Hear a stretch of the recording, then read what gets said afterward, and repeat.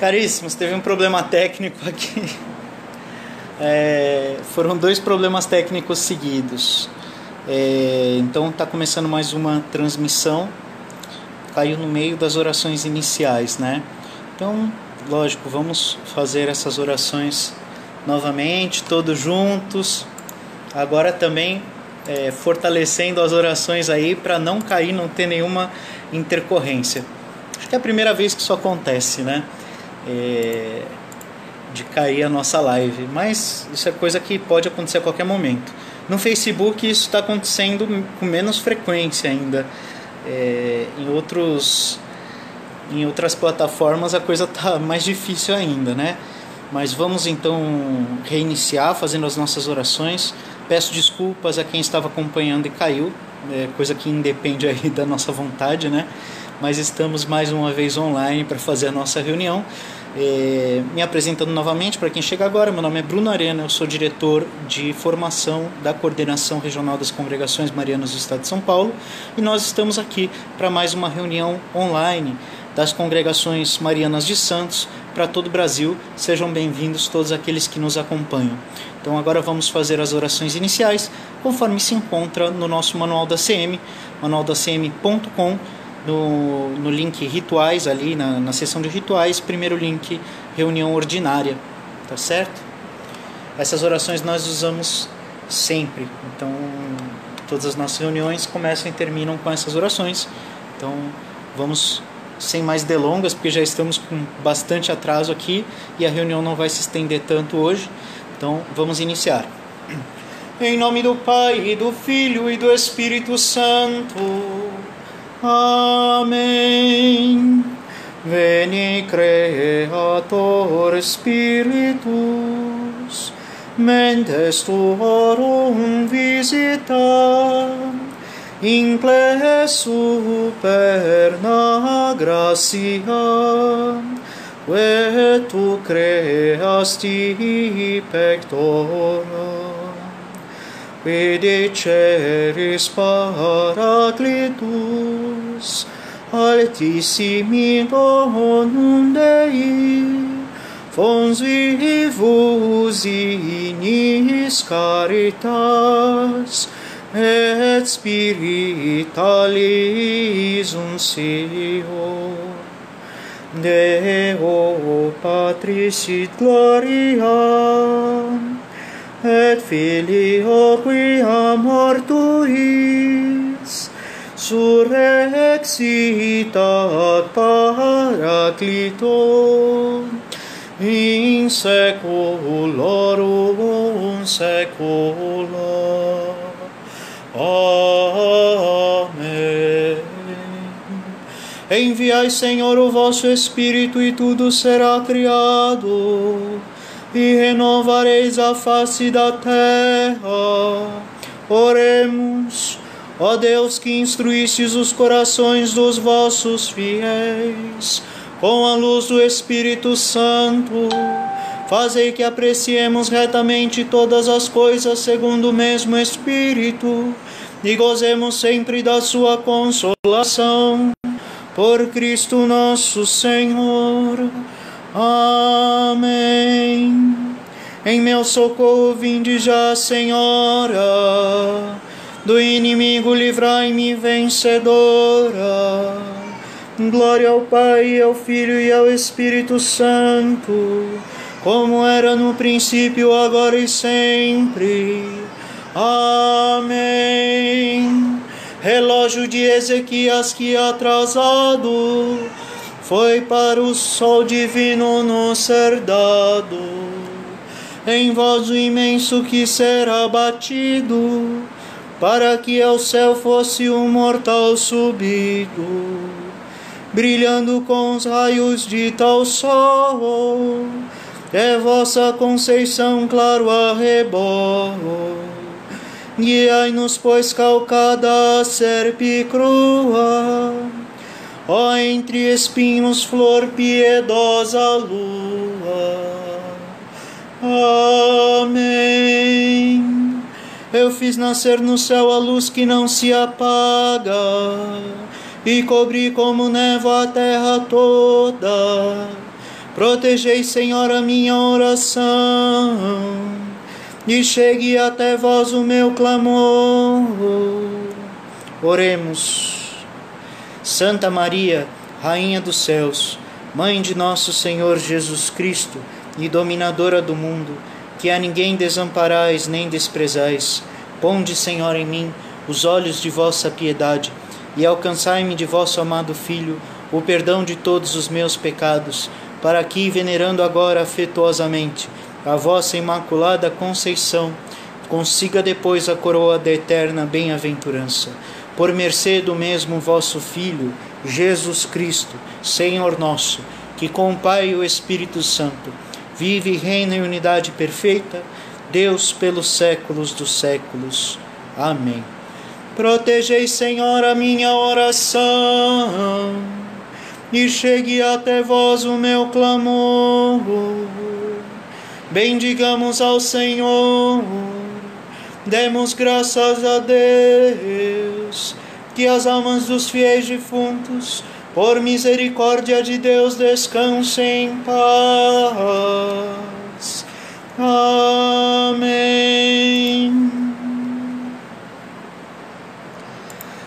Leitura do calendário mariano do mês de abril. Dia 1º, Beato Anacleto Gonzalez Flores, Marte Cristeiro, líder da Revolução Cristeira, congregado na Congregação Mariana do Santuário São José de Graça, em Guadalajara. Dia 2, Nossa Senhora do Desterro. Dia 7, São João Batista de La Salle, confessor, educador da juventude, fundador dos Irmãos Lassalistas, declarado padroeiro das escolas católicas, congregado no Colégio dos Jesuítas em Reims, França. Dia 8, Santa Maria Rosa Júlia Biliar, virgem, congregada em Zuster, Bélgica, fundadora das Filhas de Nossa Senhora de Namur. Dia 16, Santa Bernadette Soubirous, virgem vidente de Nossa Senhora de Lourdes, congregada em Lourdes.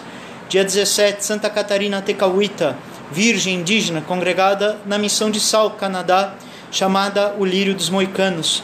Dia 21, São Conrado de Parzan, confessor e religioso capuchinho, congregado em Altötting, Alemanha. Dia 24, São Fidélis de Sigmaringa, protomártir da Propaganda Fidei na Suíça, religioso capuchinho, congregado no Colégio dos Jesuítas em Friburgo, Suíça. Dia 26, Nossa Senhora do Bom Conselho. Dia 28, São Pedro Chanel, mártir na Polinésia, sacerdote, congregado no Colégio São Maximien, França. Dia 28, São Luís Maria Grignon de Montfort, confessor, fundador de congregações religiosas, missionário popular, grande devoto da Virgem Maria, congregado no Colégio dos Jesuítas em Rennes, França.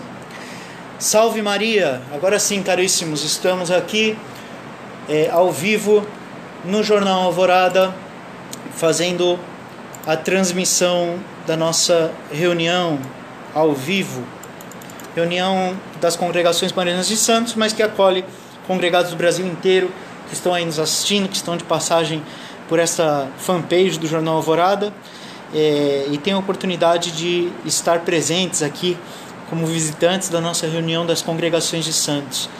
Caríssimos, como disse, a nossa reunião não vai se estender muito, nós já tivemos um ligeiro atraso aí, estamos meia hora atrás, então nós vamos ter 1 hora de reunião, tá certo?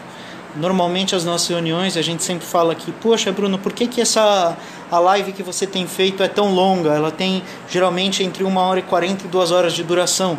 É porque esse é o tempo da nossa reunião, né? A gente faz as lives para suprir essa nossa necessidade das reuniões, e a live tem a duração de uma reunião. Eu não sei na congregação de vocês como é que é, mas na nossa é assim. A gente tem as reuniões que duram entre 1 hora e meia e 2 horas, sem nenhum problema. Todas as semanas estamos reunidos. E mais uma semana estamos aqui marcando presença para nos reunir, para estudar sobre as coisas da congregação mariana. Estamos aqui todos juntos, embora de forma digital, forma virtual, estamos aqui, e essa é uma reunião da Congregação Mariana de Santos, que abarca as nossas 3 congregações: Congregação Mariana de Fátima, da qual sou presidente, Congregação da Anunciação e Pré-Congregação de Nossa Senhora do Perpétuo Socorro, todos aqui nessa Diocese de Santos. Pois bem, caríssimos, então hoje nós trazemos um tema que é sempre muito oportuno. Nós sempre falamos, buscamos trazer temas oportunos, e já foi apontado da última vez que nós daríamos ênfase aqui na questão da espiritualidade ignaciana. A espiritualidade ignaciana é a espiritualidade raiz da congregação mariana. Quando falam em espiritualidade mariana, a gente não está falando nada mais do que aquela grande devoção que é pedida de um congregado mariano, mesclada com a espiritualidade que vem dos nossos fundadores, de modo particular do padre Jean Loins, que é jesuíta, e ele desde muito cedo também implementou essa espiritualidade como uma fonte da congregação mariana. Nós trazemos então um tema com base em complementos do exercício espiritual. Como eu já falei anteriormente em outros momentos, os exercícios espirituais eles não são feitos para serem vividos num retiro de 2-3 dias e depois só no ano que vem. Na verdade, ele deve ser a força motriz da vida de qualquer congregado mariano, e ele deve ser direcionador na vida do congregado. Existem algumas práticas que nós podemos, além dos exercícios, lógico, temos alguns exercícios chamados clássicos dentro da espiritualidade ignaciana. Esses, eles encontram seu lugar dentro do retiro, em um momento em que realmente a pessoa está afastada dos seus afazeres cotidianos, mas existem outras particularidades dentro dos exercícios que podem ser colocadas em prática de forma cotidiana. Existe inclusive um formato de exercício espiritual que se chama EVC, Exercícios na Vida Cotidiana, que consiste em retirar um pequeno espaço de tempo durante o dia para fazer as suas meditações cotidianamente. Não é esse o caso aqui. Eu quero trazer um tema que é inerente à vida nos exercícios espirituais, mas que não é, na prática, um exercício espiritual. Os congregados de santos estão um pouco habituados com esse tema, e nós sempre buscamos abordar o tema à luz da atualidade. Vocês talvez já tenham ouvido falar em discernimento dos espíritos. Quem não ouviu falar nisso, ouve discernimento dos espíritos e pensa que a gente está falando de um tabuleiro Ouija, ou de alguma coisa referente ao espiritismo. Eu consigo reconhecer os espíritos. Bom, não é disso que a gente está falando. Assim como outras particularidades dos exercícios espirituais, como por exemplo os graus da humildade, e que a gente vai encontrar paralelos em alguns místicos da igreja, Santo Inácio também escreveu sobre os graus da humildade. Enquanto alguns místicos podem categorizar em 11 graus, chamar de outras formas para se alcançar a humildade, Santo Inácio também vai nos dar graus de humildade em 3. E também nós vamos falar de moções do espírito, discernimento do espírito. Isso nós vamos encontrar paralelos em alguns místicos da igreja. Mas Santo Inácio, ele também, durante muito tempo, no início da vida espiritual de Santo Inácio, ele se retirou e ele começou a perceber que algumas coisas traziam alegria para ele momentânea, que depois o entristeciam. Outras coisas que, por mais que fossem árduas, enquanto ele fazia, depois o trazia satisfação. Ele começou a notar que algumas coisas influenciavam a alma dele, coisas táteis, coisas reais que ele fazia. Não é um momento, peraí, eu vou me retirar aqui e vou ver se eu estou feliz ou se estou triste agora. Não, durante o dia, nos seus afazeres cotidianos. Então ele começou a colocar isso no papel.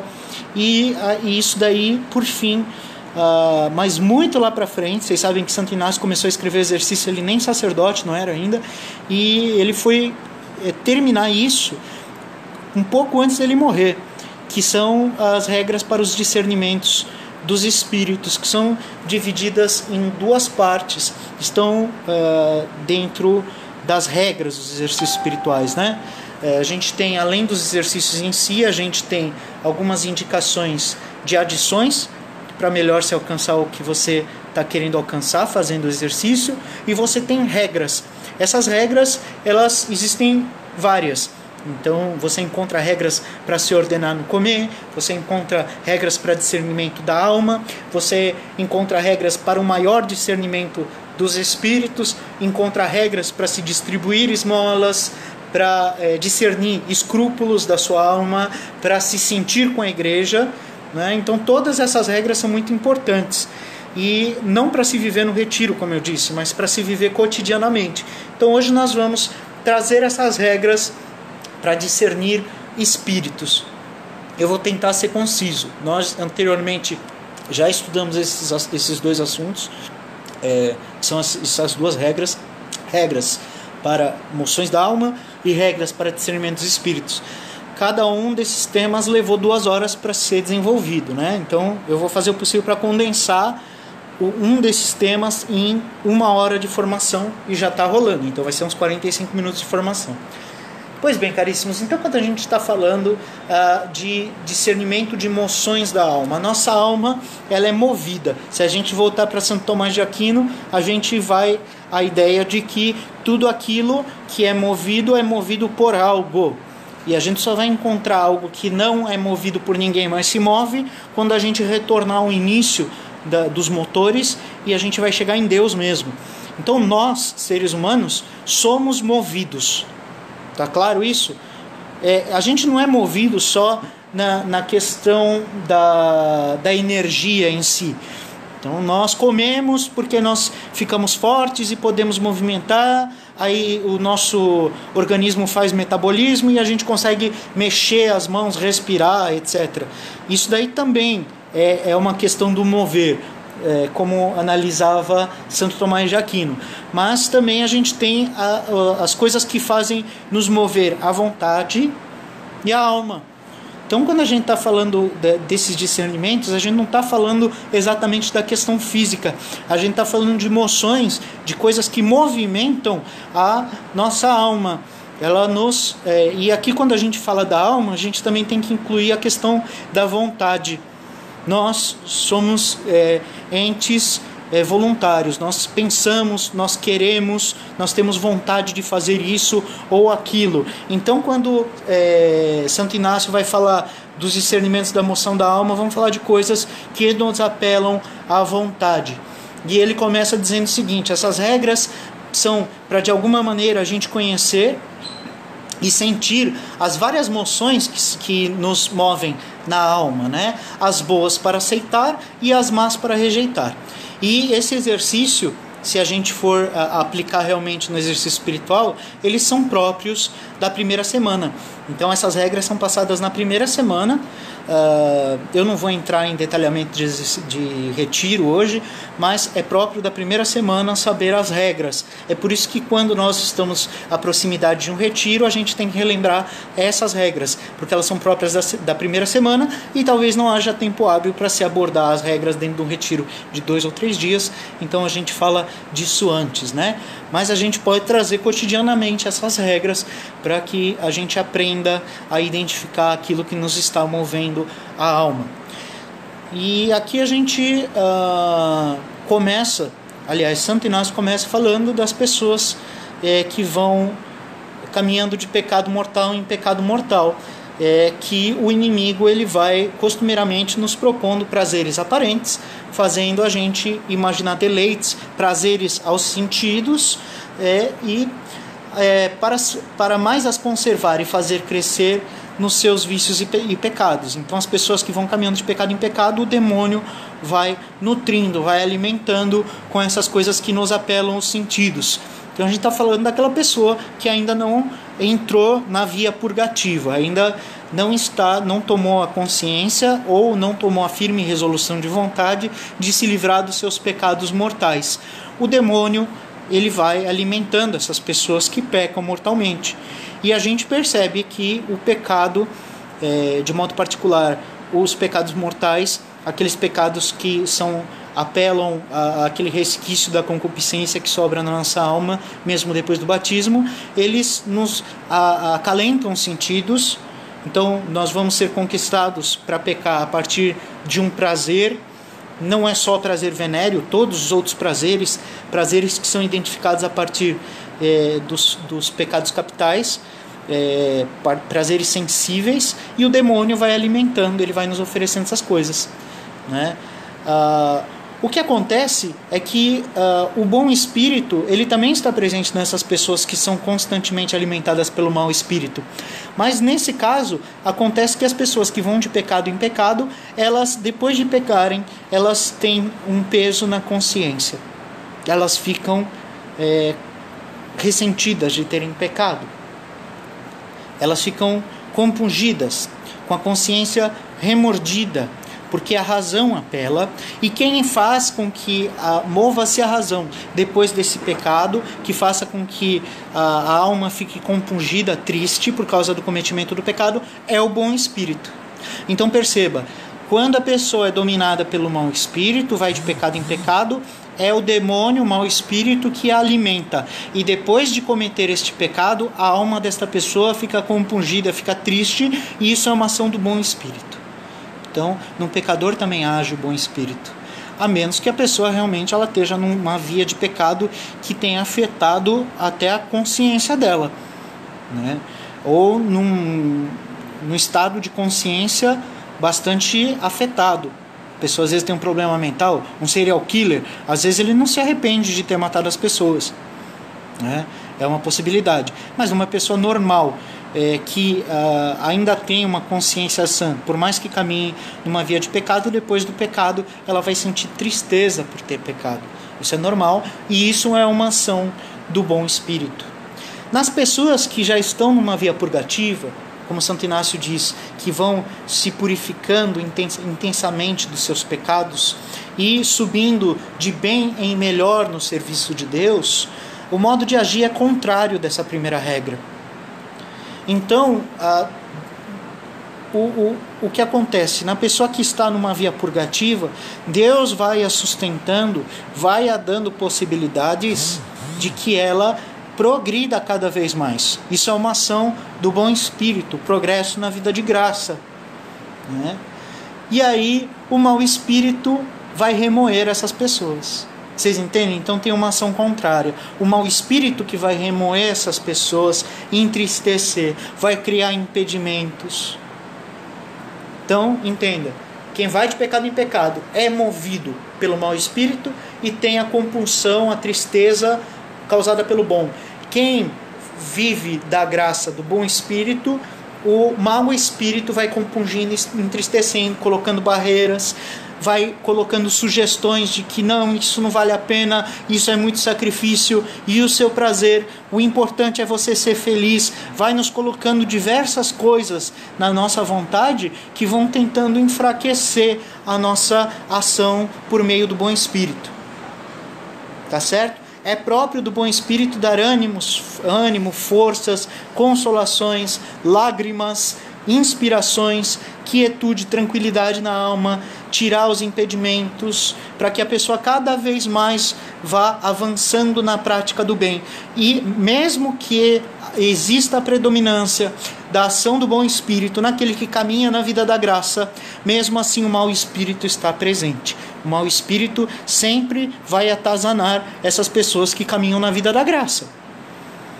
Então é um pouco de errado a gente julgar que a pessoa ela é boa e ela está participando daquilo que uma heresia protestante chama de graça irresistível, né? Que então Deus vai tomá-la nas suas mãos e nunca essa pessoa que caminha na vida da graça vai ser tentada.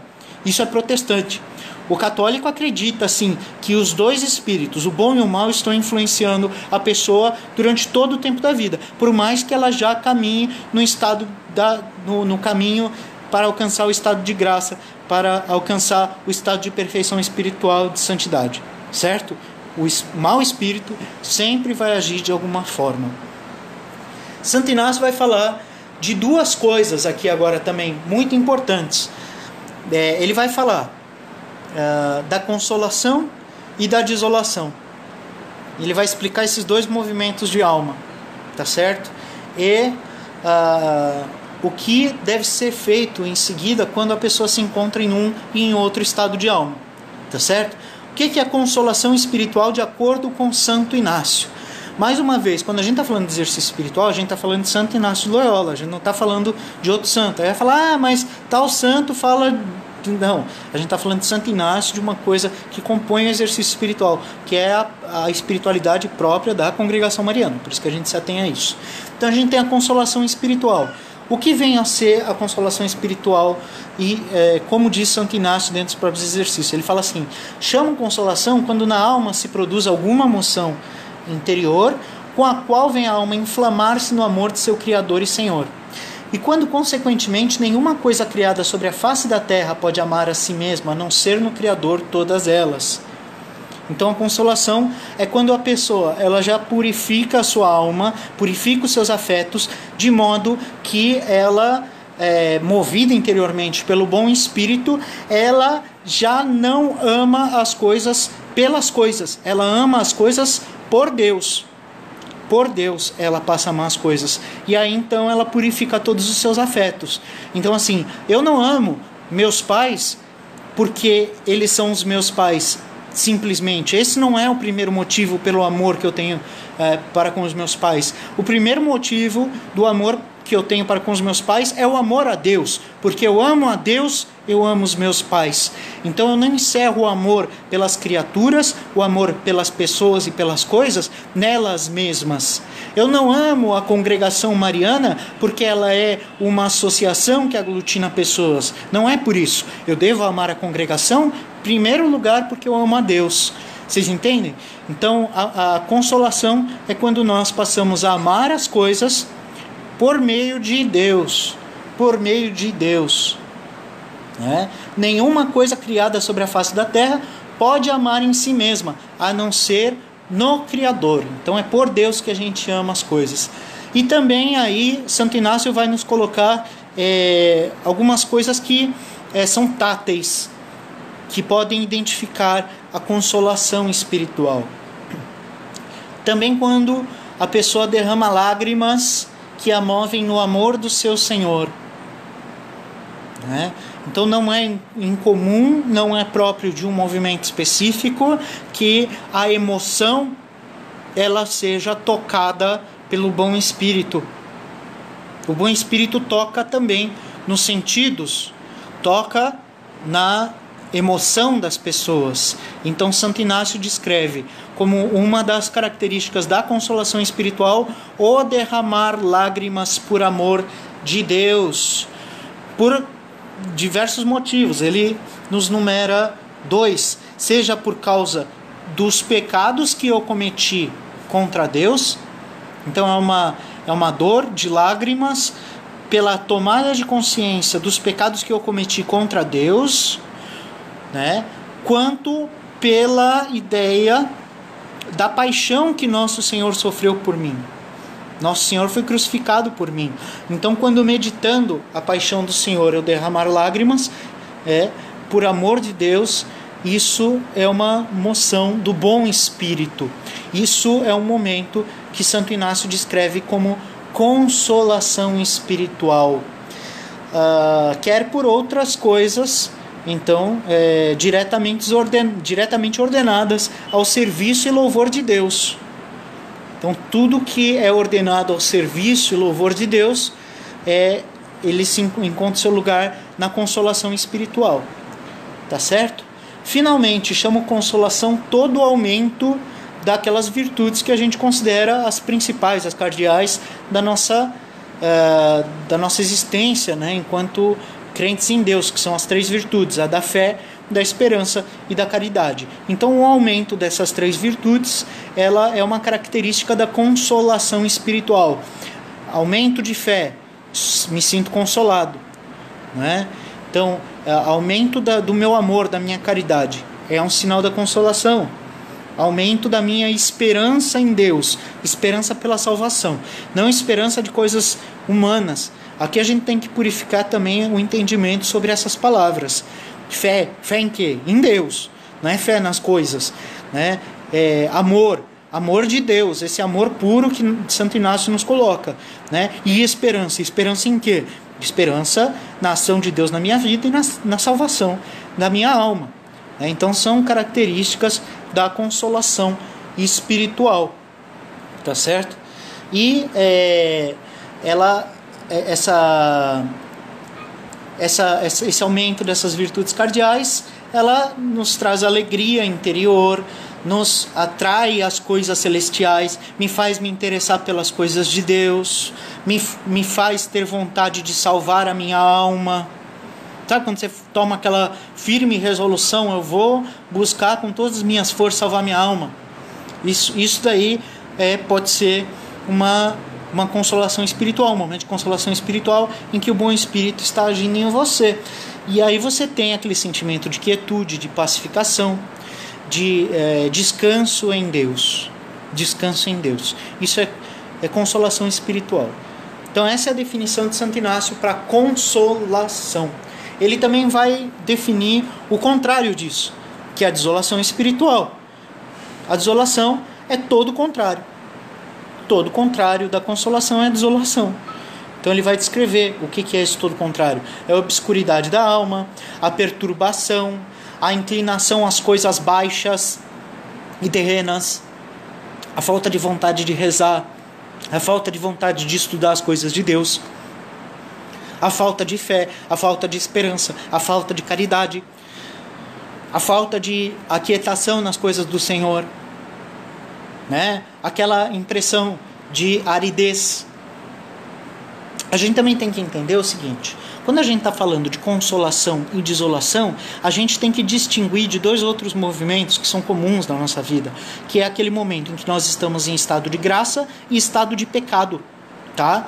Consolação não é sinônimo de estado de graça, e desolação não é sinônimo de pecado. Compreendem isso? Muitos santos da última morada, eles viviam a desolação durante muito tempo. Então desolação não é sinônimo de pecado, assim como a consolação não é sinônimo de estado de graça. Embora a consolação você só consiga vivenciar dentro do estado de graça, dentro da comunhão perfeita com Deus. Fora da comunhão perfeita com Deus, você só consegue viver uma desolação e só consegue ter a ação da graça atual por meio de Deus. Deus, ele pode se valer de qualquer um de nós, por mais pecador que seja, para fazer o seu bem. Embora, ordinariamente, aquele que se encontra em pecado, nenhum bem possa fazer. Nenhum bem faz aquele que está em estado de pecado. A gente tem que procurar viver na graça, porque senão a gente está sendo conduzido o tempo todo pelo mau espírito e, eventualmente, por vontade de Deus, extraordinariamente, ele pode nos colocar sua graça atual para fazer algum bem. Ele pode usar qualquer um de nós para fazer o bem, seja em qual estado nós estivermos. Correto? Mas a desolação não é sinônimo de pecado. Desolação não é sinônimo de pecado. Ah, nossa, eu estou pecando muito, estou desolado. Não, às vezes você é só um sem vergonha. Às vezes você é um cara que não tem força de vontade de sair do buraco e se erguer. E de retomar com uma firme resolução seu caminho de oração, seu caminho na graça de Deus. Né? Você não está desolado, você está sem vergonha na cara. Né? Às vezes é diferente. Né? Desolação é quando realmente a pessoa não se sente movida. Ela não se sente movida pelo bom espírito, e ela se sente atacada pelo mau espírito, de modo que vai atacar nela a tibieza, a falta de vontade de rezar, e etc, etc, etc. Tudo que há de mal, tudo que há de contrário no momento de consolação é aquilo que nós vivenciamos no momento de desolação espiritual. Agora, o que o cristão deve fazer no momento de desolação espiritual? Vamos entregar então aqui as pontas. Estive na minha consolação e agora eu estou desolado, então paciência. Vamos nos entregar a tudo aquilo de mal que a desolação me proporciona. Vamos parar de rezar, vamos parar de fazer coisas boas, vamos esquecer a fé, a esperança, a caridade. Não, lógico que não. O momento de desolação é um momento que Deus nos concede para que nós tenhamos uma certa consciência daquilo que nós somos, termos a consciência daquilo que Deus é. Isso nós vamos ver mais detalhadamente adiante. Então, assim, Santo Inácio ele nos coloca, logo a seguir da descrição do que é a desolação espiritual, ele nos dá um alerta. Em desolação, em tempo de desolação, eu nunca vou fazer uma mudança. Então, por exemplo, eu estive consolado da última vez. Eu me lembro a última vez que eu estive consolado. O que eu fiz na última vez que eu estava consolado? Eu tomei resoluções. Eu resolvi coisas na minha última consolação. Então eu resolvi sair do caminho do mal, resolvi entrar numa via de santificação.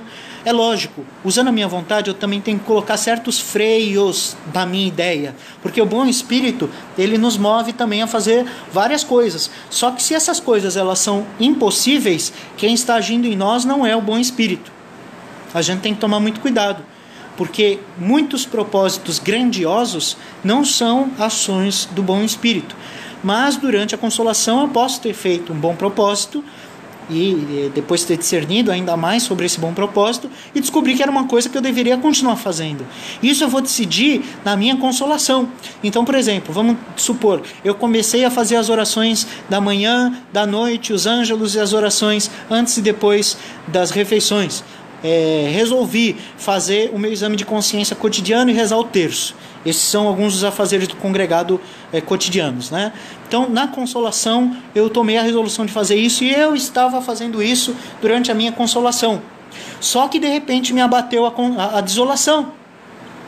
O que eu vou fazer? Eu não vou mudar nenhum propósito. Santo Inácio tem muito disso. Se chama agere contra, agir contrariamente àquilo que está apelando à minha vontade. Porque se for o mau espírito que está apelando à minha vontade, para que eu pare de fazer aqueles propósitos que eu tinha tomado enquanto eu estava consolado, eu posso estar dando brecha para o demônio estar agindo. Fique firme nos propósitos no dia anterior à desolação. Então, se eu resolvi que ia fazer uma coisa boa, movida pelo bom espírito, enquanto estava consolado, quando me bate a desolação, eu não vou mudar de ideia, por mais que a minha vontade seja abandonar tudo. Então, o bom espírito me empurrou a retomar os estudos, a fazer um curso. Se me abate a desolação e eu tenho a vontade de abandonar os meus estudos, que eu resolvi que ia fazer na minha consolação, eu devo continuar. Eu não devo mudar as minhas resoluções quando estiver desolado. Isso nos diz Santo Inácio. Tá certo? Porque assim como na consolação, e aí repito, e ele diz, como na consolação, quem está agindo em nós é o bom espírito, o bom espírito vai nos empurrando na consolação a tomar boas resoluções, a fazer boas coisas. Na desolação, quem está em predominância, apelando à nossa vontade, é o mau espírito. É por isso que eu não posso mudar algo que eu resolvi quando estava consolado. Tudo. Isso é a nossa vida cotidiana. Eu estou falando do emprego. Eu estava consolado e por meio do discernimento, eu discerni em comunhão com Deus, Nosso Senhor, no estado de graça, que eu deveria ir para aquele tal emprego. Quando eu me torno desolado, me abate a falta de vontade, eu não quero mais aquele emprego. Eu devo continuar naquele emprego até que novamente, inspirado por Deus, em momento de consolação, eu vou resolver se vou continuar ali ou se eu vou sair. Em momento de desolação, eu não tomo decisões. Eu entrei num grupo da igreja, só que agora me bateu a desolação, eu vou sair. Não, você não vai mudar a resolução que tomou em momento de consolação. Você só vai resolver novamente se vai sair ou não daquele grupo da igreja, daquele curso, daquele namoro, daquela amizade. Você vai sair disso, você vai resolver a partir de um discernimento feito quando você estiver na consolação espiritual. Na desolação você não resolve nada, você não muda nada, você continua fazendo aquilo que você estava fazendo, por mais que a vontade seja jogar tudo para cima. Deu para entender? Ficou claro? Não mude nada em desolação, só quando estiver consolado. Uma vez que no tempo da desolação a gente não pode mudar essas resoluções anteriores, aproveita muito reagir contra essa desolação. Como que a gente vai reagir contra? Geralmente no momento de desolação, você vai sentir pouca vontade de rezar. Você não vai querer rezar. O que você faz então? Age contra. Eu não tenho vontade. Aí que eu vou rezar. Aí você pode pensar assim, poxa, mas eu vou rezar sem vontade? Santo Inácio nos diz isso, que você tem que agir contra.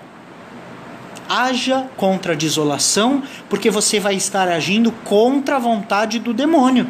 É assim que se combate o demônio, agindo contra a desolação. Eu não tenho vontade de rezar, eu vou rezar.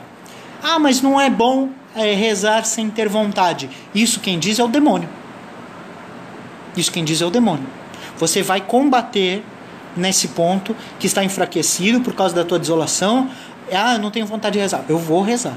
Por mais que pareça ser um momento mecânico, por mais que pareça que eu não estou realmente falando com Deus, por mais que eu pareça estar recitando uma fórmula, por mais que não faça aparentemente nenhum sentido aquele momento de oração, eu vou rezar, porque ali eu vou estar combatendo o demônio.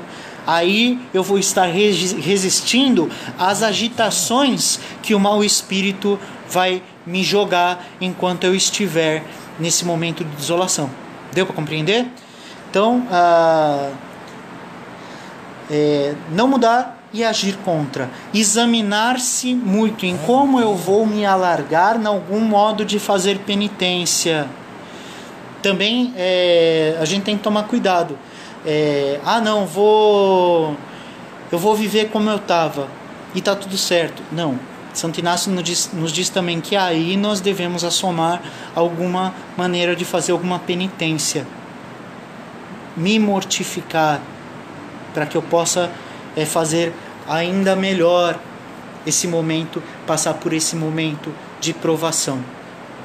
Aquele que está em desolação tem que considerar como Deus mesmo nos deixou em prova. A desolação é uma prova também. Como Deus nos deixou pela nossa própria força. Quando eu estou desolado, parece que eu estou agindo com as minhas próprias forças, que não é Deus que está agindo em mim, não é o bom espírito que está me movendo. Parece que sou eu que estou sozinho e sendo agitado pelo mau espírito. Então considere isso quando você estiver em desolação, que você está nas suas potências naturais, né? Porque você pode fazer isso com o auxílio divino, manter-se no estado de graça, sem cair no pecado, sem desistir, com aquilo que Deus nos deixou. Ele não se retira totalmente, ele nos deixa a graça suficiente para a nossa salvação. Ele não nos abandona mesmo na desolação. Apenas o bom espírito deixa de agir para nos colocar em prova. Então a gente tem que considerar o que são as nossas potências naturais. Quer dizer, você sozinho, sem Deus, você consegue se salvar? Não. Então isso, o momento de desolação também é um momento de meditar isso. Como sem Deus eu não sou nada, eu não consigo nem me salvar. Então medite isso, se alargue na penitência, né? E entenda o seguinte, você só vai cair da graça se você quiser, porque Deus deixa o suficiente de graça em você durante uma desolação para que você consiga se salvar. Ele não te abandona mesmo que você esteja desolado. Aquele que está em desolação tem que trabalhar para ser paciente, porque no momento de desolação parece que tudo conspira contra, parece que tudo quer derrubar a gente, parece que tudo quer tirar a nossa paciência, parece que tudo quer fazer a gente mergulhar no mundano, que a gente abandone, que a gente esqueça que a gente é de Deus, que a gente é da igreja, né? Então a desolação ela faz a gente querer mergulhar no lixo. Então a gente tem que ser diligente na desolação e ser paciente. Então se você passar por alguma vexação, alguma tentação de perder as estribeiras, você tem que ser diligente aí, no momento da desolação. Opa, aqui eu identifiquei que é o demônio, é o mau espírito querendo me derrubar. Então vou ser diligente. Não, peraí. Deixa eu respirar, deixa eu pensar antes de responder, deixa eu manter a minha calma, né? Tem que pôr essa diligência aí, perceber quando é o mau espírito querendo atacar para te derrubar do estado de graça. Então é importante a gente entender que aqui a gente está falando da desolação com a graça. A gente está no estado de graça. Desolação não é sinônimo de pecado. O pecado aparece quando na desolação você desiste, quando você cede ao demônio, você cede às moções do mau espírito. Entendeu?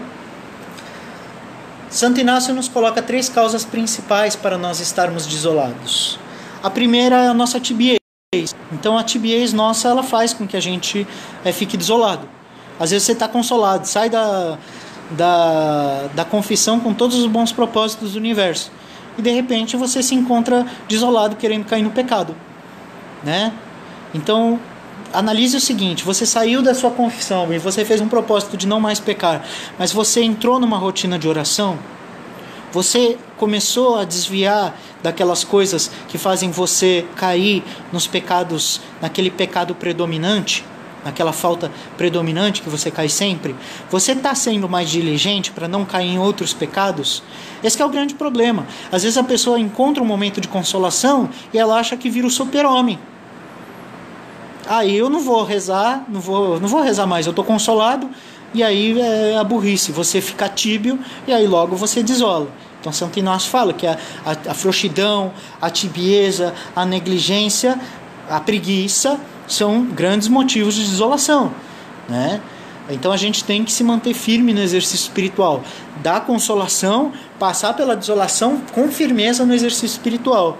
E assim, por nossas faltas, se afasta de nós essa consolação. Então eu não posso ceder pela tibiez, pela preguiça, e deixar a brecha para o demônio ir me tomando, certo?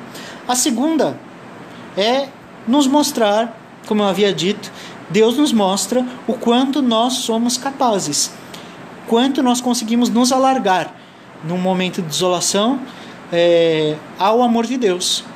Então, se eu estou sem aquele desejo enorme de ser santo, de ir para as cruzadas, se eu na verdade estou naquele momento mais baixo da minha vida espiritual, Deus nos dá a oportunidade da gente analisar quanto realmente nós amamos a Deus, quanto nós estamos dispostos a nos alargar no serviço de Deus. Porque quando tudo está bom, é fácil servir a Deus. Quando você está em crise, aí é o momento de você realmente, um momento de isolação, um momento realmente para você falar, peraí, será que eu estou amando a Deus mesmo?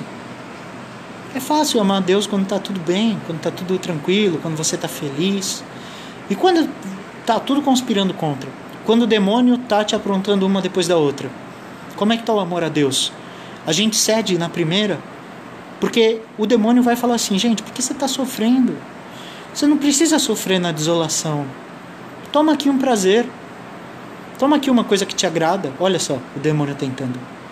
Você entendeu? Então, quanto eu estou disposto, na minha desolação, a me alargar no serviço de Deus? Então, Deus nos coloca a desolação também para que a gente prove para nós mesmos o quão o nosso amor ainda é pequeno, o quanto ele pode crescer.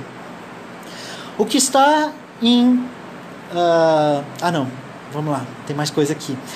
A terceira causa da desolação é nos dar a verdadeira informação e conhecimento para que nós sintamos que não depende de nós a nossa salvação, né?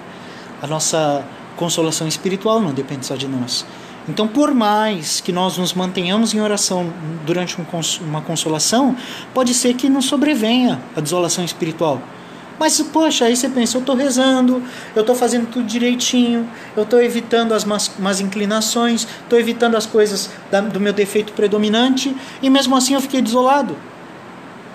Então, Deus também pode colocar isso para lhe informar que não depende de você. A consolação espiritual não depende de você. Você fala assim, eu estou consolado, agora eu vou ficar para sempre consolado porque eu vou fazer tudo direitinho. Não depende de você. O que depende de você é usar o momento de consolação e o momento de desolação para serem tempos de santificação sua.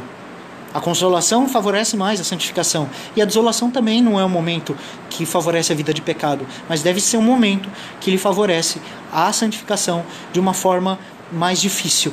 Mais uma vez, lembrando aquela figura do livro Meu Cristo Partido, né? É a mão direita de Deus, é o momento de consolação. E a mão esquerda de Deus pode ser esse momento de desolação, momento de prova. E nós somos convidados a nos santificar também nesse momento de desolação espiritual. Então é para Deus também nos informar que sozinho você não pode nada. Não depende de você ser consolado. Entendeu? Para que não sobrevenha em você aquela vanglória. Eu sou o poço de consolação porque eu faço tudo certo, eu encontrei uma técnica para me manter sempre consolado, eu vou ser sempre abraçado, me sentir sempre no colo de Deus porque eu sei como fazer isso. Aí você vai acabar rezando como aquele fariseu, né? Eu vos agradeço, Senhor, porque não sou como aquele pecador ali. Não é assim que funciona. Não depende de você ser consolado. O que depende de você é você compreender o que está movendo a sua alma, o que está movendo a sua vontade de agir, e você usar isso a favor da sua santificação, identificando quando é o bom espírito, e agora você já sabe os momentos em que o bom espírito está lhe conduzindo, e combatendo no momento em que o mau espírito nos empurra a fazer algo. E aí Santo Inácio fala, olha, aquele que está em consolação, pense da seguinte forma, você que está consolado hoje, já se sentiu desolado antes? Você já se sentiu desolado? Lembre, quando você estiver consolado, que você vai ficar novamente desolado. Isso não é um estado permanente da sua alma. Então, meu querido, se você está num momento de consolação, pense, relembre como é a sua desolação. Como é terrível. Pense nos momentos em que você fez coisas asquerosas porque estava desolado e cedeu. Porque o momento de consolação é muito fácil você ficar ali, nossa, Deus, como é gostoso, como é bom. Pense na desolação. Pense assim, olha, Senhor, é bom estar contigo. É muito bom estar contigo. Como falaram os discípulos no Monte Tabor, na Transfiguração. Como é bom, Senhor, estar contigo. E por outro lado, lembrar-se também de Judas. Falar assim, Senhor, é muito bom estar contigo, sim, mas cuidado, porque eu te traio. Eu te entrego. É um bom momento para fazer uma confissão. Falar, Senhor, é bom estar contigo, mas cuidado, porque eu te entrego, eu te traio. O Senhor sabe e eu sei como eu posso ser mal. Como eu posso fazer mal. Usa a consolação para isso. Humilhe-se. Pense no quão pequeno você é. Pense no quanto você pode se abater quando você está consolado. A consolação não é um momento de oba, Deus me deu a consolação, bora, depois a gente quebra a cara lá na frente, fica desolado de novo, mas aqui é momento de oba, consolação. Não, é momento de se abater e tomar consciência da pequeneza sua, do quão mal você consegue ser quando está sem a ação do bom Espírito, sem a ação de Deus Nosso Senhor. E aquele que está consolado, pense o quão pequeno é, o quão mal pode ser. E aquele que está em desolação, pelo contrário, ele também não deve ficar focado no momento de desolação. Ele fala, nossa, Deus tirou sua consolação e agora eu vou viver como se não tivesse nada acima da minha cabeça. Não. Aquele que está desolado, ele deve pensar nos momentos em que ele esteve consolado. É um exemplo do mundo, né, mais clássico. Quando você está numa crise no seu casamento, no momento ruim do seu casamento, você deve lembrar do momento feliz que você teve no seu casamento. Você não pode pegar o momento ruim do seu casamento e continuar pensando e acumular outros momentos ruins do seu casamento, porque senão você vai chegar na pessoa que você é casado e você vai falar, eu vou embora daqui, eu não aguento mais a sua cara. Você entendeu? Então na prática é isso. Você não pode pegar um momento ruim e ficar jogando mais momentos ruins, relembrando momentos piores. Pega um momento agora, atual. Às vezes você está aí na tua casa fechado. Isso está afetando o seu psicológico. Você não pode pegar esse momento que já é difícil para você, em que você pode até estar desolado, aí, e você falar, nossa, mas, é pior, porque eu não tenho falado com os meus parentes e não está ninguém nem aí para mim. Você não pegue as coisas ruins, as coisas que pioram a sua desolação e faça um bolo. Porque senão você vai falar, eu não aguento mais isso. Como eu saio daqui? Vocês entenderam? Vocês têm que olhar para o último momento de consolação e falar, olha só, eu lembro como é bom ter o consolo de Deus, como Deus me ama. Esse momento de prova vai passar. Vai passar, é transitório. Assim como a consolação é transitória, o momento de aridez, o momento de desolação é um momento transitório. Não se permita acumular coisas ruins que estão acontecendo na sua vida. Não fique somando coisas ruins. Pense que existiu em algum momento ali atrás coisas boas. Quantas consolações você recebeu de Deus para ficar jogando a toalha no momento de desolação? Tenha coragem. Na desolação, lembre de tudo de bom que já aconteceu. Tudo aquilo que foi momento de consolação, momento de encontro com Deus. Tenha um reencontro no momento ruim com aquele primeiro amor. Quando foi que eu encontrei com Jesus? Quando foi que eu encontrei com Deus? Quando foi que em determinada situação Deus se revelou por meio das pessoas, por meio das coisas que eu faço? Relembre desse amor. Relembre deste amor na desolação. Esqueça as coisas ruins. Se você ficar somando coisa ruim, não vai adiantar em nada, só vai piorar. Quem está falando isso não sou eu, é Santo Inácio.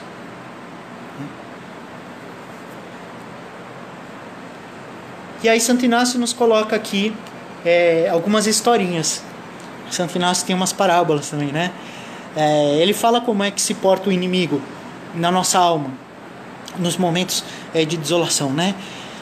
O inimigo, vocês entendam bem também, eu estou lendo Santo Inácio aqui, tá? A história é de Santo Inácio. O inimigo, ele se porta como se fosse uma mulher. A mulher, ela sabe que ela tem um pouco menos de força física e diante da resistência de um homem ela acaba cedendo, né?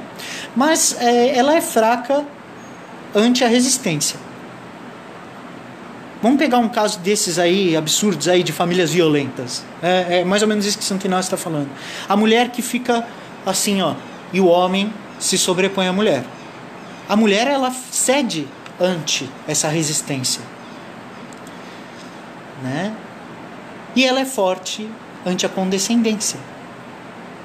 A mulher tem esses dois caráteres. Se ela pega um cara que é meio, não sei o que, a mulher sobe em cima.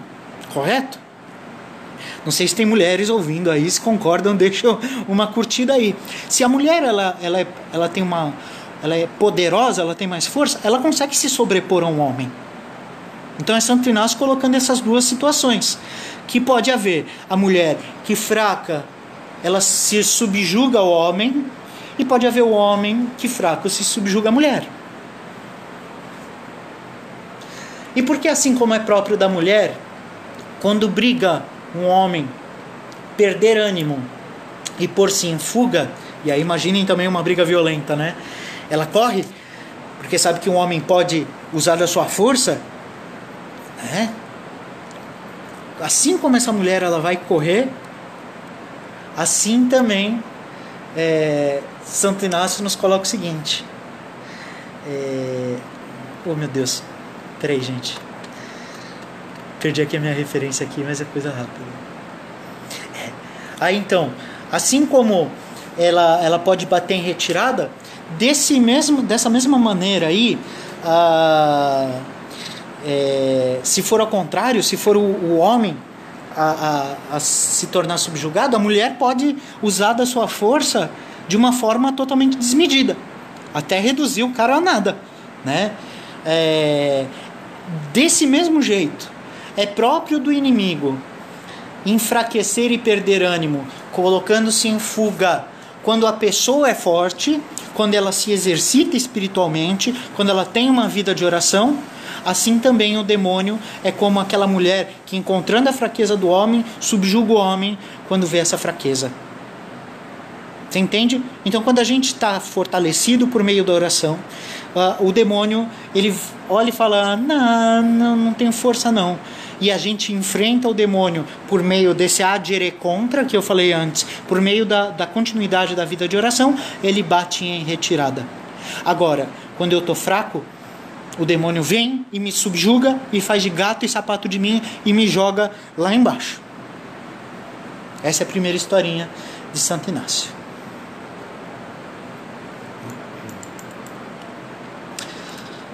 Segunda história de Santo Inácio para explicar a ação do mau espírito na alma. Porta-se também como um namorado frívolo. Esse namorado frívolo, ele chega, ele tem uma menina bonita ali, ele vai pedir a mão da menina em namoro. Aí ela tem que ir, e no tempo de Santo Inácio, imagina como era, né? Aí, olha, vou na casa do seu pai lá pedir você em namoro. Aí vai na casa, se apresenta, faz toda a propaganda pro pai, e o pai fala, tudo bem, vocês podem namorar então. Aí beleza, aí o cara fala, estamos namorando. Aí assim que eles dão as costas e saem da presença do pai, o cara faz uma proposta indecente para a menina. E a menina, ela pode reagir de dois jeitos. Ela pode condescender, ela pode aceitar essa proposta indecente. Não, mas agora nós somos namorados, podemos fazer alguma coisinha a mais, não é? A namorada, ela pode ceder, ou ela pode expor. Como é que se expõe? Se expõe da seguinte forma: ela não apenas não aceita aquela proposta indecente, transfiram para o diabo. A gente não só não aceita a proposta indecente do diabo, como a menina, ela vai até o pai e conta para o pai que o namorado fez uma proposta indecente. Assim deve ser o cristão. Não só não aceitar a proposta indecente, como ir contar ao pai sobre a proposta indecente. O que é ir contar ao pai aqui? É se manter numa vida de oração. É acorrer aos sacramentos, a Eucaristia, a confissão frequente. Sobretudo a confissão. A confissão não é só para quando eu caio num pecado mortal. Existem as confissões, lógico, as confissões que vão tirar a gente do buraco mesmo, vão servir para a nossa salvação, e as confissões chamadas devocionais, que é o momento em que você pode, depois de fugir da proposta indecente, ir contar para o pai.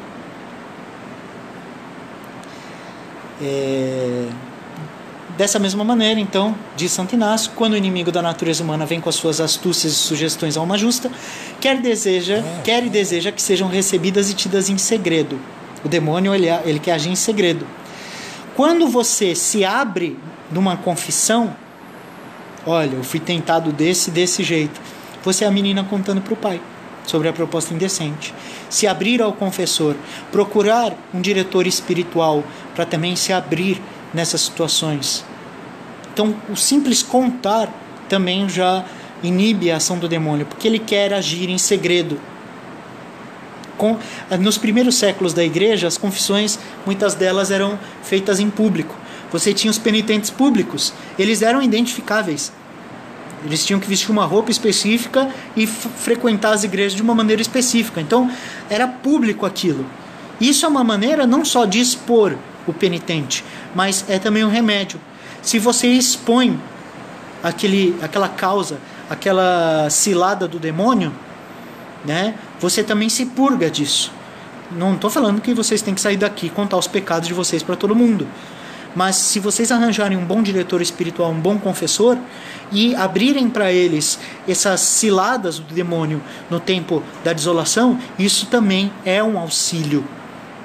E a gente tem que vencer a vergonha. Muita gente tem vergonha de se confessar, né? Então tem que vencer essa vergonha. A vergonha da confissão, ela é a ação do mau espírito também. Você que se confessou e segurou um pecado aí porque você acha que é muito cabeludo, e que se você contar para o seu padre ele vai te expulsar da paróquia, você está caindo numa cilada do demônio. Entenda bem isso aí, tá bom? E por último, ele dá mais uma história. O demônio, o mau espírito, ele se comporta também como um chefe militar, que ele chega com seu batalhão para enfrentar ali uma cidade fortificada. É lógico que esse general ele não vai ser burro de falar, olha, então vai exército inteiro, tentem escalar aquele muro ali, vai estar todo mundo esperando com arco e flecha ali, vai tomar flechada e vai, sabe, vai ser bem pouco efetivo. Se vocês quiserem entrar numa fortaleza pela porta da frente, vocês vão tomar flecha. Não é? O que faz o general inteligente? No caso aqui é o demônio. Ele vai com mais um ali, sem ninguém perceber, ele vai dar a volta nessa cidade, nessa fortaleza, e ele vai identificar o ponto mais desguarnecido dessa fortaleza. É assim que o demônio vai fazer com a gente. Ele não vai sair atacando na parte mais forte. Qual que é a parte mais forte aí da sua vida, desse caminho de santificação? Não é aí que o demônio vai atacar, gente. Eu gosto tanto de rezar o terço. o terço vai te santificar. Não é aí que o demônio vai atacar. Você entende? Aí você vai ter que analisar qual é o seu defeito predominante. Qual é? O que é o defeito predominante? É aquele que faz você cair mais vezes no pecado. Aquele que faz você perder o estado de graça com mais frequência. Se não todas as vezes. Porque geralmente quando um defeito é predominante, toda vez você vai cair nele. Sabe o que é o defeito predominante? É aquele que você já está com vergonha de chegar no padre e contar. Porque você não cansa de cair nesse mesmo defeito. Você fala assim, cara, eu sou muito idiota, não é possível. Eu caio sempre nesse defeito. Então você vai ter que identificar esse defeito, você já deve ter identificado qual que é, né? E aí você vai ter que fortalecer essa parte aí. Porque o demônio vai conseguir penetrar na sua alma toda vez por causa desse defeito. Esse defeito é uma parte da sua fortaleza que está mais desguarnecido. Você entendeu? Então você vai procurar um diretor espiritual, vai procurar a confissão com frequência e vai tentar fortalecer esta parte. Então não adianta você chegar numa confissão e dar pouca importância para aquilo que é o seu defeito predominante, não dar detalhes do seu defeito predominante na confissão e ficar querendo contar de coisa boba, de pecado venial, para matar o tempo, para você querer provar para o padre que você está confessado, que você tem muitos pecados, quando na verdade você não está atacando a raiz. A raiz das tuas faltas é o teu defeito predominante. Não é a fofoquinha que você fez. Ai, eu fiz uma fofoquinha ali. Não, teu defeito predominante é o pior. Porque você está confessando não é por causa da fofoquinha. É por causa desse defeito predominante. É ele que você tem que combater. E não é um combate que vai acabar. Por mais que você consiga vencer esse defeito predominante, consiga domar ele, ele vai estar ali. Se você conseguir vencer esse defeito predominante, você vai ter que partir para outro defeito mais grave. E assim são as batalhas. Você não vence todas as batalhas de uma vez, mas você tem que vencer as mais importantes. E a batalha mais importante de todas é essa, que faz você cair sempre. Entendeu? É esse defeito que você tem no seu muro. Porque o general inimigo sempre vai entrar com a sua tropa por aí. Tá claro? Pois bem, então esse é o tema do discernimento das moções da alma. Tá certo? Recapitulando o que nós falamos hoje. Hoje nós falamos sobre as regras para o discernimento das moções da alma. Nós falamos sobre as pessoas que estão de pecado em pecado, aquelas que já estão se purificando.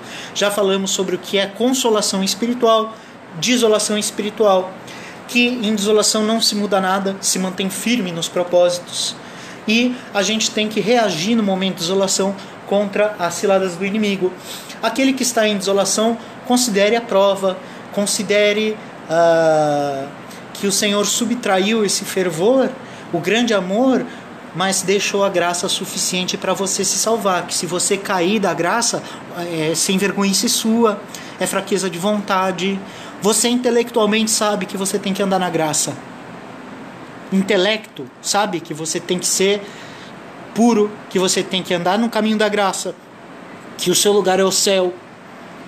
Nenhuma tentação que você caia aqui paga o céu.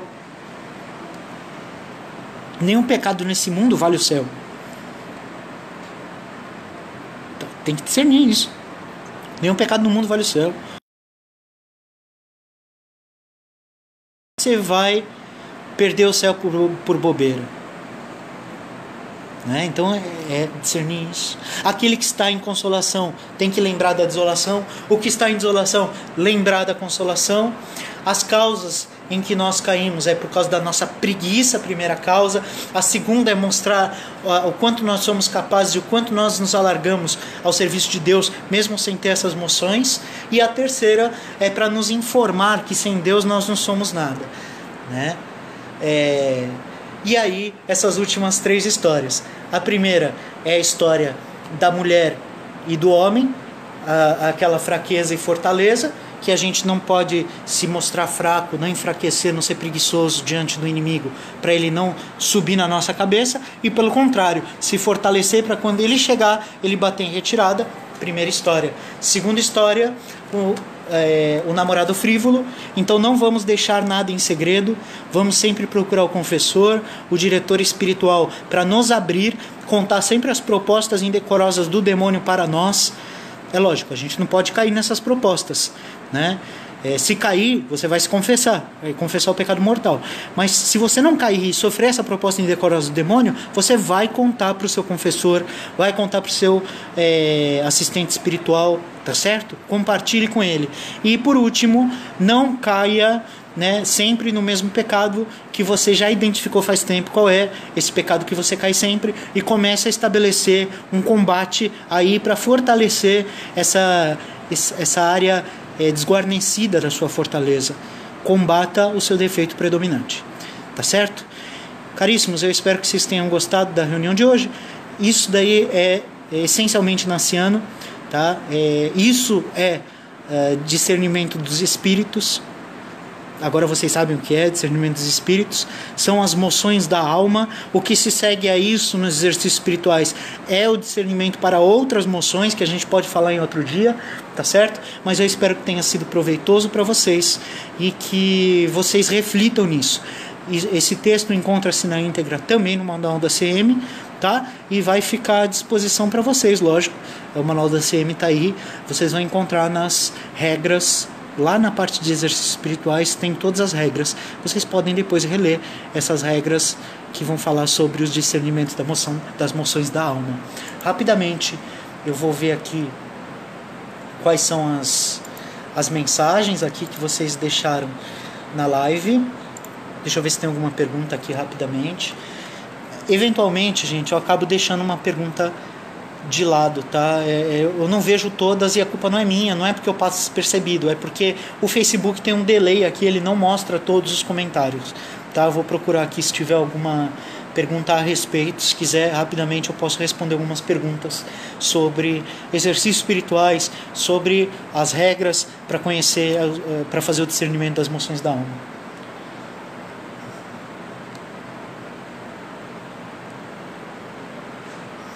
Temos visitantes aqui de outras congregações.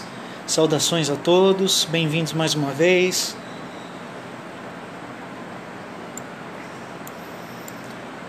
Tem aqui, ó, Mariana. Já estou me lembrando de uns casos criminosos aqui. Wilson Reis, da nossa congregação, os exercícios espirituais me ajudaram a me fortalecer no meu defeito predominante. A intenção dos exercícios é essa. Quem nunca pecou que atire a primeira pedra, disse a Daniele Janata. Olha, Santo Inácio, não sei se você assistiu o filme dele aí, né? Foi a lição de casa que eu deixei na última semana. Então, você pode ter sido um grande pecador, mas existe a chance ainda, sendo um grande pecador, e você pode pegar santos que foram pecadores piores ainda. Pega um Santo Agostinho, e você consegue ser um grande santo, mesmo tendo sido um pecador. Depende realmente de caminhar, trilhar todo esse caminho de santificação pessoal, né? Que isso é a proposta da congregação. Nós não devemos nos contentar em sermos pecadores, devemos buscar a santidade. O nosso ideal é a perfeição, nada menos do que a perfeição. Mesmo eu tendo ciência que eu sou pecador, eu tenho que aceitar que o meu ideal é a perfeição. E eu tenho que trilhar esse caminho oferecido pela congregação, que me dá várias ferramentas para trilhar o caminho rumo à santificação pessoal. Tá certo?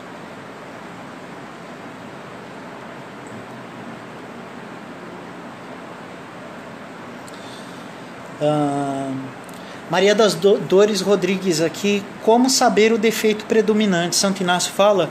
Então, dentro dessa parábola, Santo Inácio aponta, né, que nós temos realmente um lugar que é desguarnecido na nossa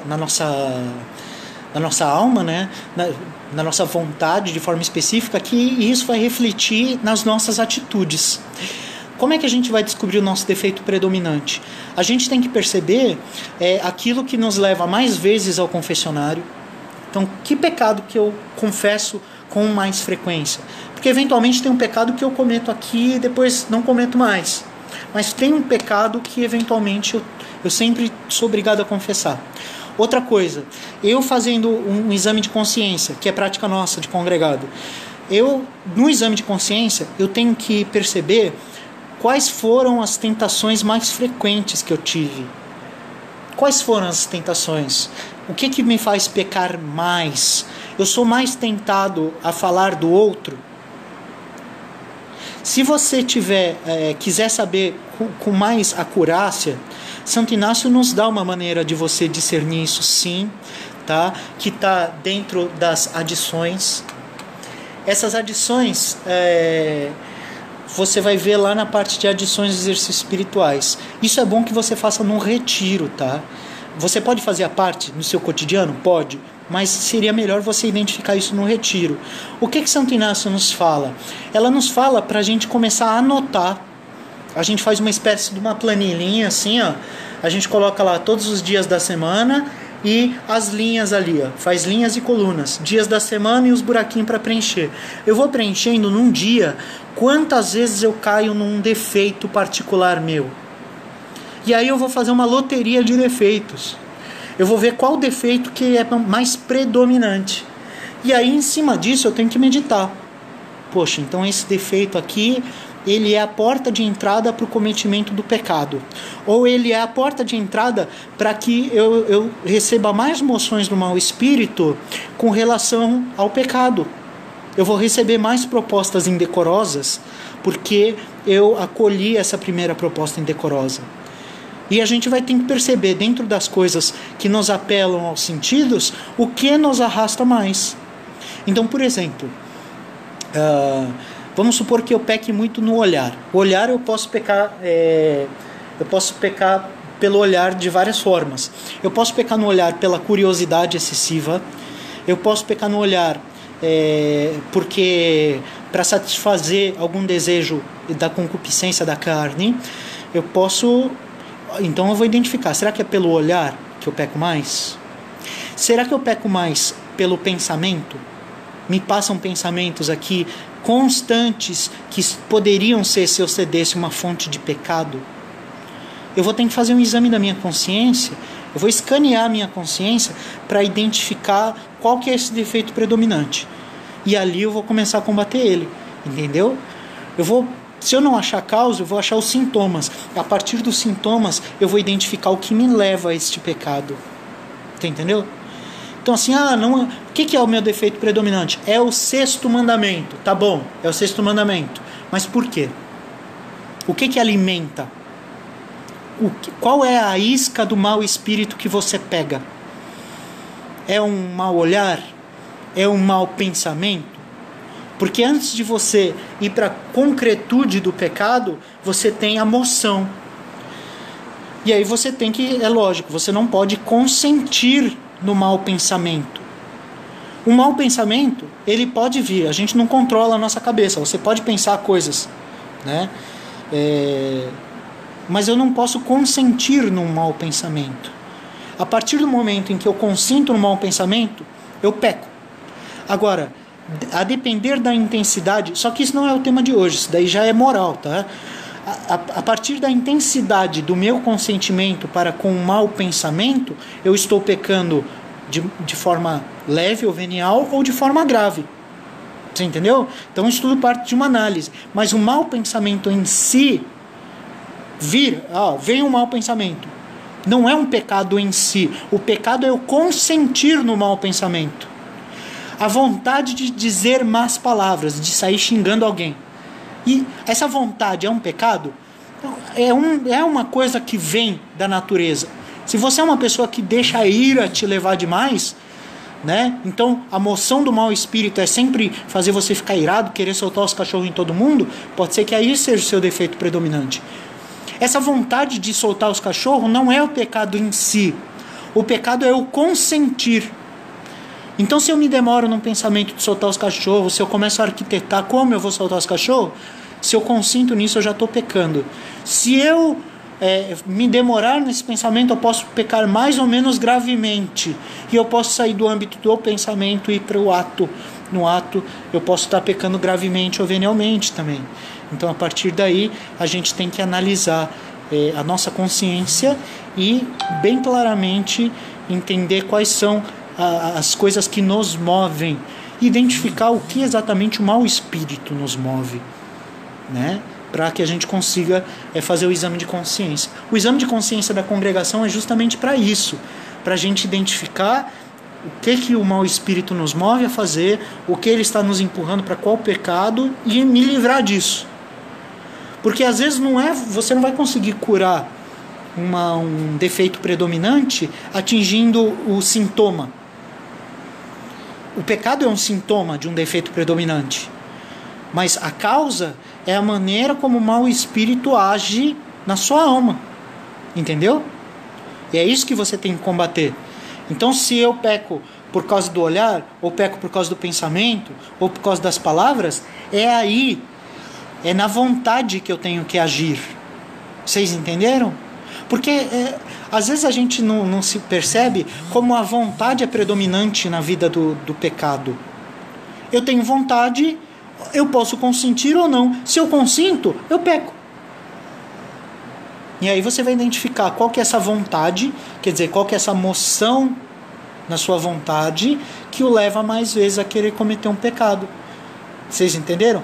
É isso que é combater o defeito predominante.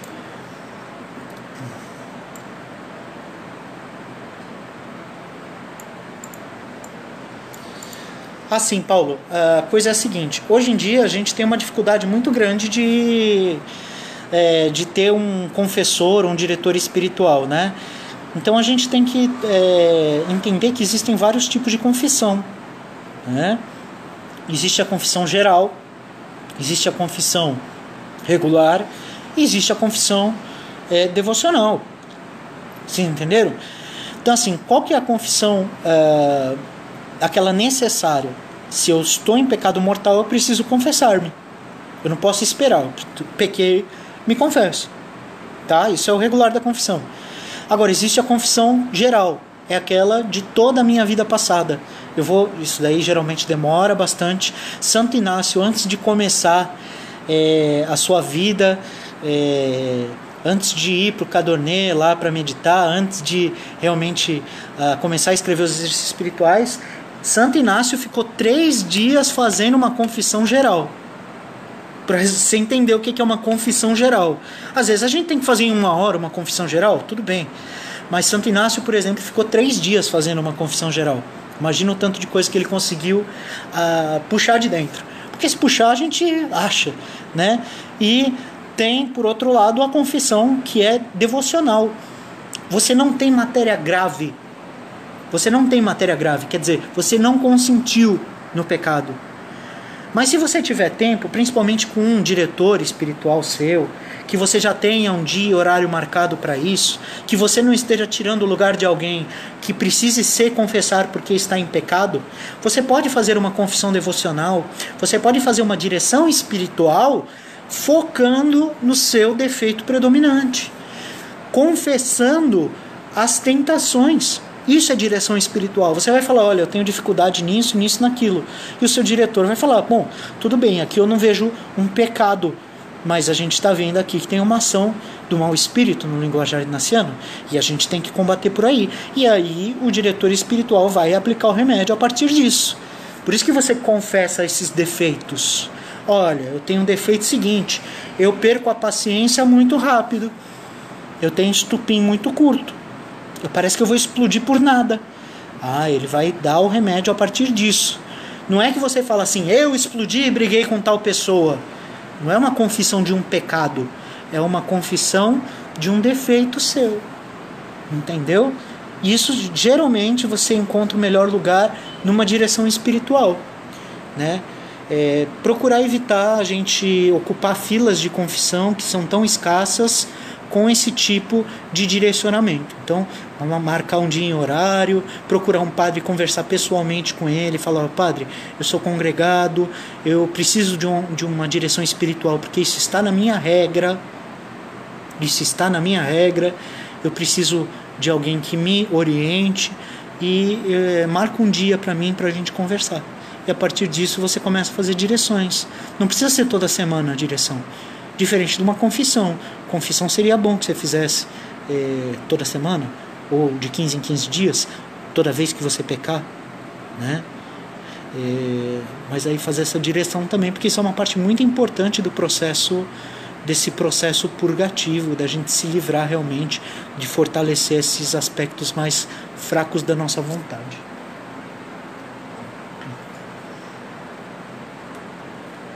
Bom, caríssimos, não temos mais pergunta por enquanto, então é isso aí. Continue acompanhando o Jornal Alvorada,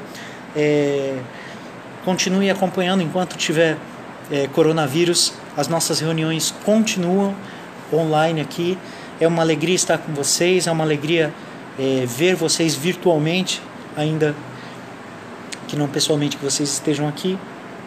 Então, para mim é uma felicidade. A gente vai ficando por aqui, tá? Sábado que vem tem reunião também, marca na agenda já, tá? E não deixem o seguinte, vocês têm a congregação de origem de vocês, não deixem de rezar um terço, faz uma live lá, baixa o Zoom, tem um aplicativo ZOOM, não, é isso aí, Zoom. Baixa o Zoom e reza um terço com a galera da congregação.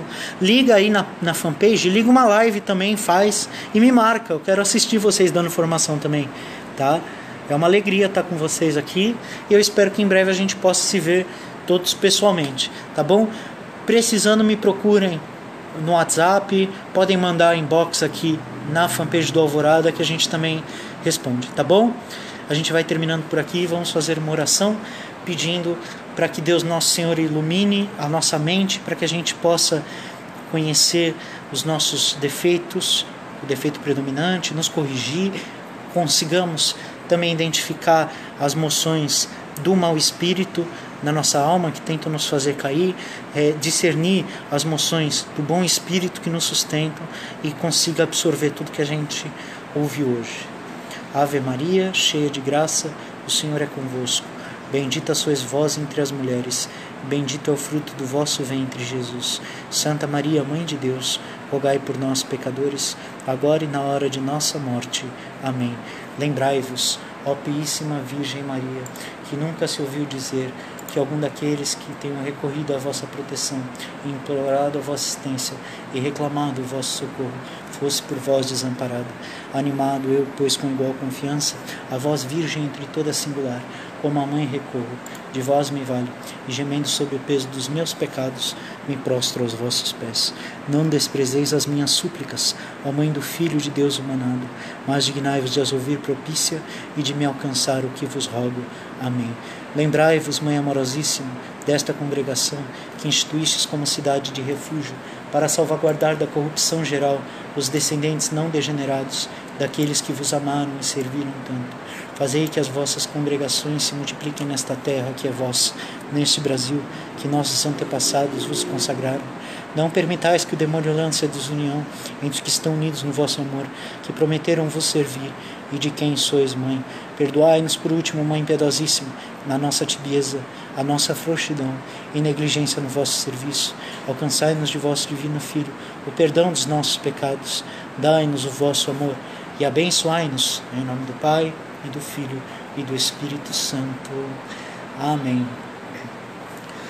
Ave Regina Caelorum, Ave Domina Angelorum, Salve Radi, Salve Porta, Esquam mundo luz exorta, Gaude Virgo gloriosa, Super omnes speciosa, Valeo valde decoram, et pro nobis Christum ex ora.